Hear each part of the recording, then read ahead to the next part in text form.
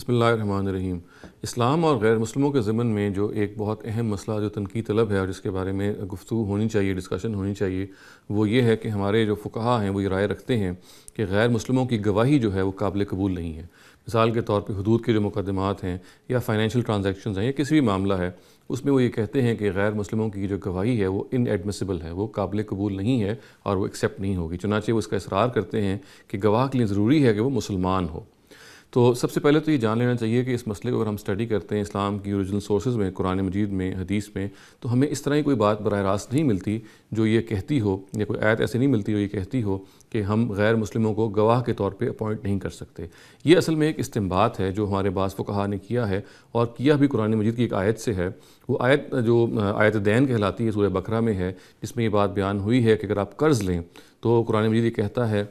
کہ ضروری ہے کہ اس قرض کو ڈاکیومنٹ کر لیا جائے، اس کو لکھ لیا جائے تاکہ نزاعات سے بچا جائے، ڈسپیوٹ سے بچا جائے، اور اس پر پھر کچھ گواہ طلب کر لیے جائیں تاکہ اس کو مکمل طور پہ اوتھینٹیکیٹ کر لیا جائے۔ اس ضمن میں جو گواہی کے بارے میں بات بیان ہوئی ہے تو قرآن یہ کہتا ہے کہ آپ گواہوں کو جو پسندیدہ گواہ ہیں، ممن ترضون کے الفاظ آئے ہیں، وہ جو گواہ آپ کے پسندیدہ ہیں ان میں سے آپ اپوائنٹ کیجئے تاکہ کوئی معاملہ خراب نہ ہو سکے۔ اس کو سامنے رکھ کے ہمارے بعض فقہا یہ کہتے ہیں کہ چونکہ غیر مسلم وہ ہیں جن سے ترک موالات کا حکم دیا گیا، جن سے تعلق کو توڑنے کا حکم دیا گیا، اور یہ وہ لوگ ہیں جو اللہ کے منکر ہیں، تو یہ کیسے ہمارے پسندیدہ ہو سکتے ہیں؟ تو چنانچہ وہ ریلیٹ کرتے ہیں کہ چونکہ غیر مسلم پسندیدہ گواہ نہیں ہو سکتے، لہٰذا ہمیں ان کو، غیر مسلموں کو، اپنے اس معاملے میں نہیں رکھنا چاہیے، اور ان کی جو گواہی ہے وہ ایکسیپٹیبل نہیں ہے۔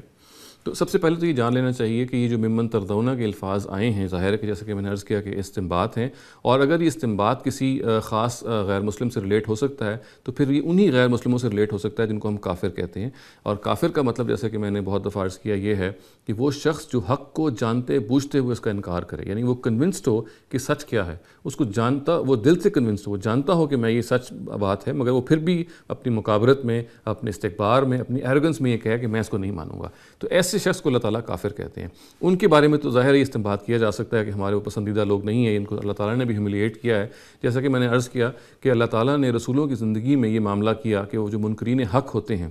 وہ جو حق کا جانتے بوجھتے ہوئے انکار کرتے ہیں، اللہ تعالیٰ ان کو دنیا میں سزا دیتا ہے تاکہ یہ سزا جو دنیاوی سزا ہے یہ دلیل بن سکے کہ آخرت میں بھی جزا اور سزا ہونی ہے۔ یہ پورا معاملہ جو اللہ تعالیٰ برپا کرتے ہیں رسولوں کی زندگی میں، اور پھر اس کے نتیجے میں جو غیر مسلم وجود میں آتے ہیں جن کو ہم کافر کہتے ہیں، ان سے پھر خاص معاملات ہیں جو کیے جاتے ہیں، اور ظاہر ہے کہ ایسے غیر مسلم جو حق کو جانتے بوجھتے ہوئے اس کا انکار کریں، کوئی بھی ان کو پسند نہیں کرے گا، اور کوئی بھی ان کو اللہ تعالیٰ کا بھی پسندیدہ بندہ نہیں گردانے گا۔ چنانچہ یہ استنباط اگر ہوتا بھی ہے تو ایسے غیر مسلموں کے بارے میں ہوتا ہے کہ جنہوں نے حق کو جانتے بوجھتے ہوئے جھٹلا دیا ہو۔ یہ بات بھی جاننی چاہیے کہ جو حق کو جانتے بوجھتے ہوئے جھٹلانا ہے یہ ایک ایسی چیز ہے جس کا تعلق آپ کی انٹینشن سے ہے، آپ کے دل سے ہے، آپ کی نیت سے ہے، اور نیتوں کا معاملہ اللہ تعالیٰ ہی جانتا ہے، ہم نہیں جان سکتے۔ چنانچہ اللہ تعالیٰ نے اس زمانے میں بھی جب یہ باخبر کیا اپنے رسولوں کو کون وہ لوگ ہیں جنہوں نے حق کا جانتے بوجھتے ہوئے انکار کیا، تو اللہ تعالیٰ ہی نے باخبر کیا، یعنی رسولوں نے اس سے خود اجتہاد نہیں کیا، خود رائے نہیں قائم کی، بلکہ اللہ تعالیٰ نے ہی بتایا کہ کون وہ لوگ ہیں جن پہ حق اب اس درجے واضح ہو گیا ہے کہ اب یہ صرف ہٹ دھرمی کی وجہ سے حق کو جھٹلا رہے ہیں،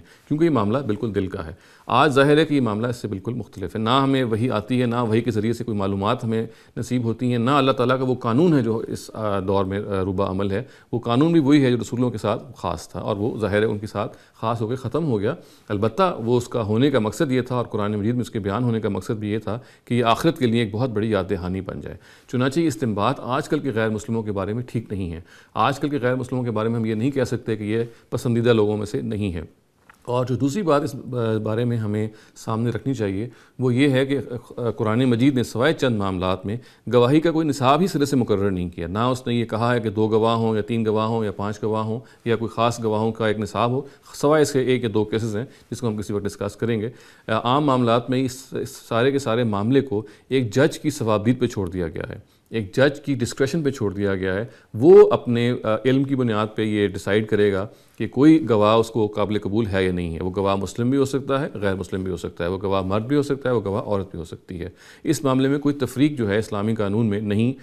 رکھی گئی ہے، اور اس ضمن میں جو کچھ بھی استنباط کیے گئے ہیں وہ بعض غلط فہمی پر مبنی ہے۔ چنانچہ ہم یہ بات بالکل قطعی طور پہ کہہ سکتے ہیں کہ غیر مسلموں کی گواہی کا تعلق جہاں تک ہے تو وہ ایک جج کی ثوابدید پر، ایک جج کی ڈسکریشن پر مبنی ہے۔ جج اگر اس سے مطمئن ہے تو وہ قابل قبول قرار پائے گی، اور جج اگر اس سے مطمئن نہیں ہے تو پھر وہ ناقابل قبول قرار پائے گی۔